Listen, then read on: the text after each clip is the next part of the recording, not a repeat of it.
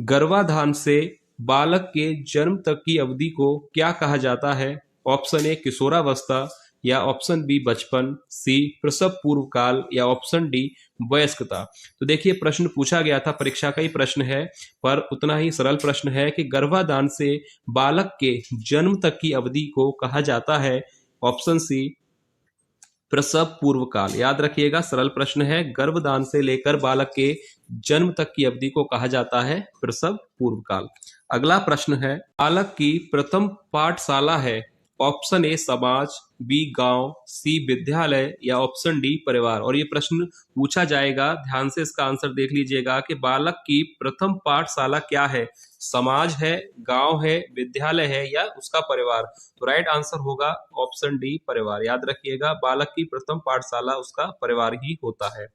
अगला प्रश्न है, विद्रोह की भावना की प्रवृत्ति निम्न में से किस अवस्था से संबंधित है? ऑप्शन ए बाल्यावस्था, बी शैशवावस्था, सी मध्य किशोरावस्था, या ऑप्शन डी पूर्व किशोरावस्था। तो देखिए विद्रोह की भावना की प्रवृत्ति किस अवस्था में होती है?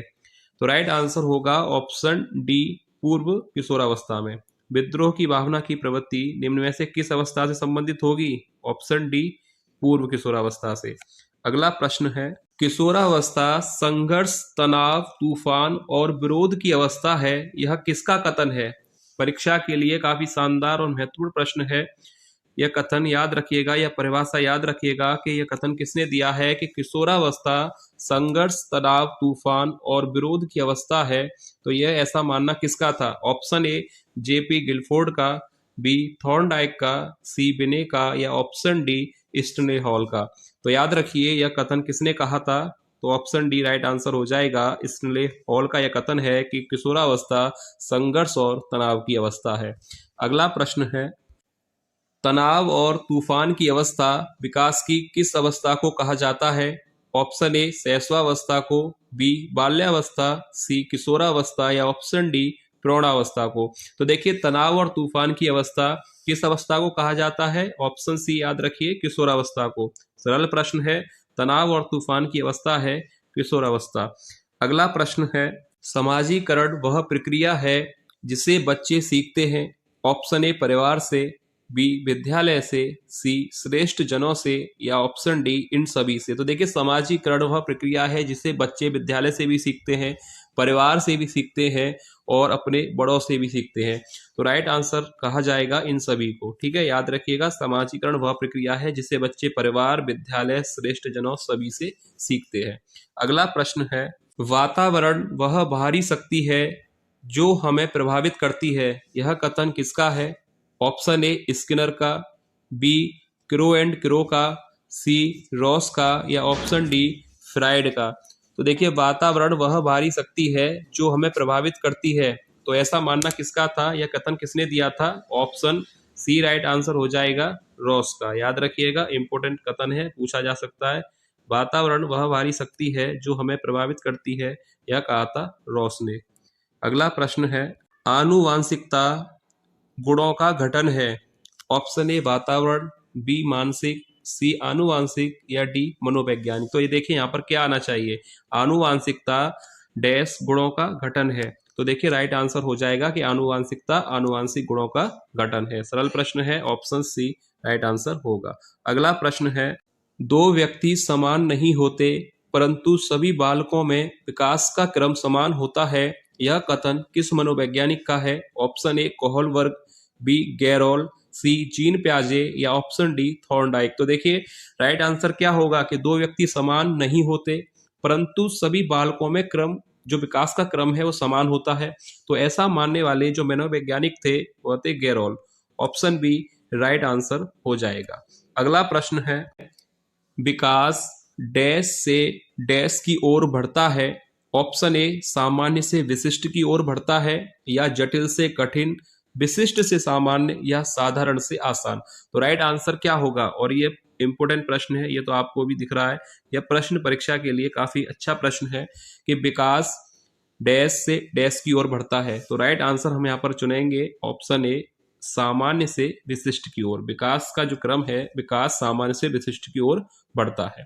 अगला प्रश्न है, विकास का कौन सा सिद्धांत गलत है? ऑप्शन ए, विकास में व्यक्तित्व विभिन्नता होती है, या ऑप्शन बी, विकास संयोगों का परिणाम है, या सी, यह एक सतत प्रक्रिया है, या ऑप्शन डी, इनमें से कोई नहीं। तो देखिए विकास का कौन सा सिद्धांत गलत है। विकास के सिद्धांत काफी हैं, पर यहाँ पर देखिए पहला ऑप्शन है कि विकास में व्यक्तित्व विभिन्नता होती है, बिल्कुल सही बात है। विकास संयोगों का परिणाम है, तो यहाँ पर ऑप्शन बी ही गलत है कि विकास संयोगों का परिणाम है, और ऑप्शन सी कि विकास सतत प्रक्रिया, ये भी कथन सही है। तो यहाँ पर कौन सा सिद्धांत गलत होगा कि विकास संयोगों का परिणाम नहीं है। यहाँ पर कहा गया ना कि विकास संयोगों का परिणाम है, तो ये गलत है, क्योंकि विकास वातावरण और अंतःक्रिया का परिणाम होता है, ना कि संयोगों का। तो ऑप्शन बी राइट आंसर हो जाएगा। अगला प्रश्न है, कक्षा का एक शरारती बालक अन्य छात्रों को परेशान करता है। एक अध्यापक को उसकी समस्या का कारण जानने हेतु किस विधि का प्रयोग करना चाहिए? और ऐसे ही प्रश्न परीक्षा में पूछे जाएंगे, तो ध्यान से इसका आंसर देखिएगा और इस प्रश्न को अपने ऊपर लीजिए। तो देखिए आप क्या करेंगे, किस विधि का प्रयोग आपको करना चाहिए। तो यहाँ पर राइट आंसर होगा, अगर आपने इन चारों विधियों को पढ़ लीजिएगा कि सर्वेक्षण विधि क्या है, प्रायोगिक विधि क्या है, और व्यक्तिगत अध्ययन विधि क्या है, और पर्यवेक्षण विधि क्या है।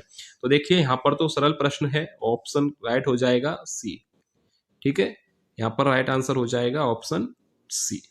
अगला प्रश्न है, प्राथमिक शिक्षक के लिए बाल मनोविज्ञान का ज्ञान आवश्यक है क्योंकि यह बच्चों को अनुशासित बनाने में सहायता करता है, बी, परीक्षा के परिणाम में उन्नति होती है, या सी, यह बच्चों को अभिप्रेरित करने के लिए सुविधाजनक तरीका बन जाता है, या ऑप्शन डी कि यह बच्चों के व्यवहार को समझने में शिक्षक की सहायता करता है। तो देखिए राइट आंसर क्या होगा कि प्राथमिक शिक्षक के लिए बाल मनोविज्ञान का ज्ञान आवश्यक क्यों होना चाहिए? क्योंकि यह, ऑप्शन डी राइट आंसर होगा, क्योंकि यह बच्चों के व्यवहार को समझने में शिक्षक की सहायता करता है। तो ऑप्शन डी के साथ जाएंगे, ऑप्शन डी राइट आंसर हो जाएगा कि बाल मनोविज्ञान का ज्ञान आवश्यक इसलिए है क्योंकि यह बच्चों के व्यवहार को समझने में शिक्षक की सहायता करता है। अगला प्रश्न है, एक शिक्षक को ज्ञान होना चाहिए। ऑप्शन ए, अध्यापन विषय का, बी, बाल मनोविज्ञान का, सी, सभी विषयों का, या ऑप्शन डी, अध्यापन विषय एवं बाल मनोविज्ञान का। तो राइट आंसर क्या होगा कि एक शिक्षक को ज्ञान होना चाहिए। तो ऑप्शन डी राइट होगा कि अध्यापन विषय और बाल मनोविज्ञान दोनों का ज्ञान होना चाहिए।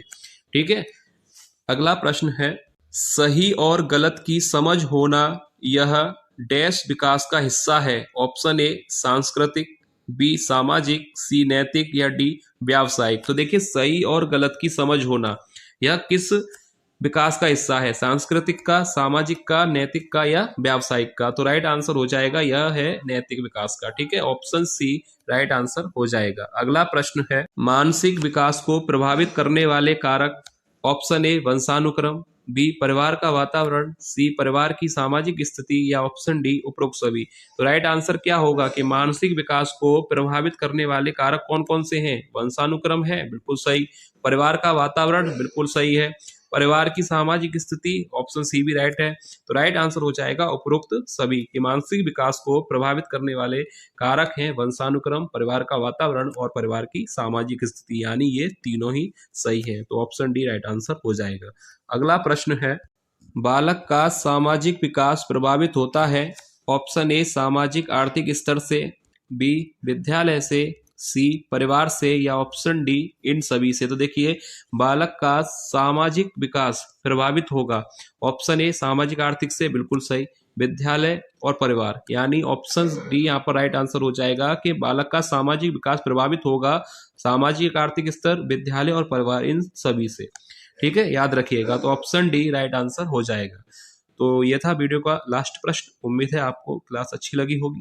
अगर आपको क्लास पसंद आई है तो वीडियो को लाइक जरूर कीजिएगा, और जो भी विद्यार्थी पहली बार क्लास ले रहे हैं चैनल को सब्सक्राइब जरूर कर लें, क्योंकि अब डेली ही ऐसे प्रश्न चैनल पर कराए जाएंगे। तो आप सभी अपनी तैयारी के लिए चैनल से जुड़ सकते हैं। तो चलिए मिलेंगे नेक्स्ट क्लास में, तब तक के लिए धन्यवाद।